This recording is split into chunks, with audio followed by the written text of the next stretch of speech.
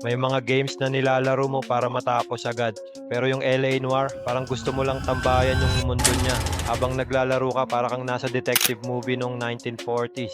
Mga lumang sasakyan, jazz music, madidilim na eskinita, o ang mga suspect na parang lahat may tinatagong sikreto. Ikaw si Cole Phelps, isang detective na hindi lang puro barilan ng trabaho. Kailangan mong makinig, mag-observe, at minsan hulihin kung sino yung nagsisinungaling habang kaharap mo sila. Yung interrogation system talaga yung isa sa pinaka-memorable dito.